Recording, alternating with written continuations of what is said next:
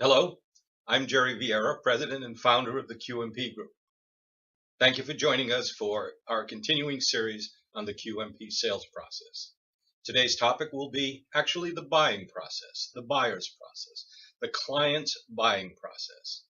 Now, our sales process is very important, and that's what this series is all about, but an integral part of that sales process is the need to understand the client's buying process and make that the primary driver of our activities.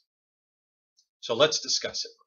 Whether we're buying bubble gum, computers, software systems, cars, all buyers go through, to some degree or another, the same process. The first step is awareness. Awareness that there's a gap, a problem, or an opportunity that needs to be addressed. And that gap or problem or opportunity is like the explosion in the piston of an engine. A piston drives the car, but what drives the piston is this explosion, and we'll call that the explosion of awareness. The higher the level in the customer or client's organization that awareness is triggered, the greater the drive and energy that will push the client through their buying process. The second step are the limits. Once there's an awareness to what has to be done to fix the gap, solve the problem, or take advantage of the opportunity, the limits within the organization need to be understood. For example, let's make a simple case. If suddenly I recognize that perhaps because I do a lot of talking during the course of the day, that my breath is getting a little sour, perhaps I need some breath conditioner. I'll call it a conditioner. Now, if I'm diabetic, I can't have a conditioner that has sugar in it. If, for example, I have a temporary filling, I probably don't want anything that requires chewing. So those are the limits. In engineering, we call those boundary conditions in which the solution must be contained.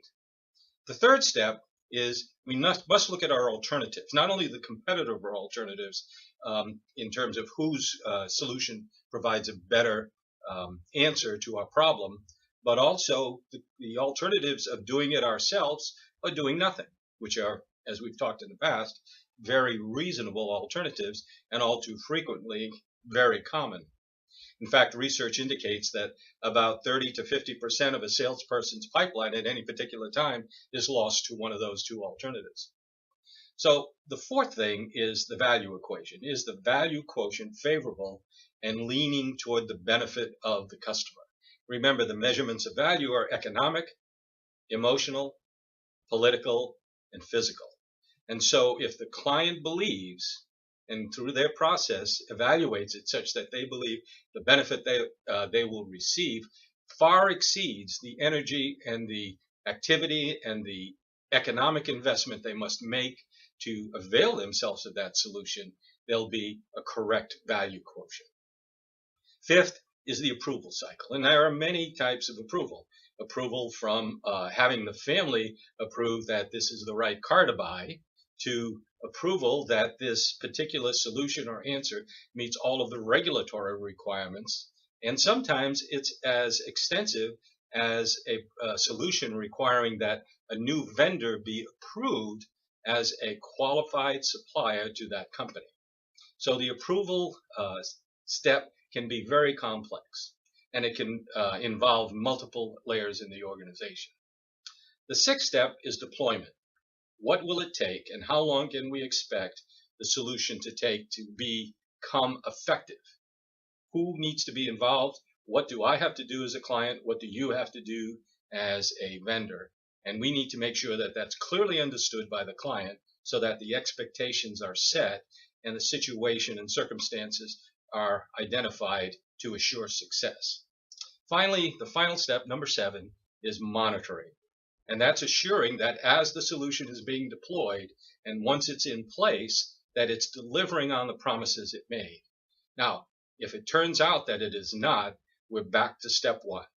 There is a gap, there is a problem, or there is an opportunity for improvement.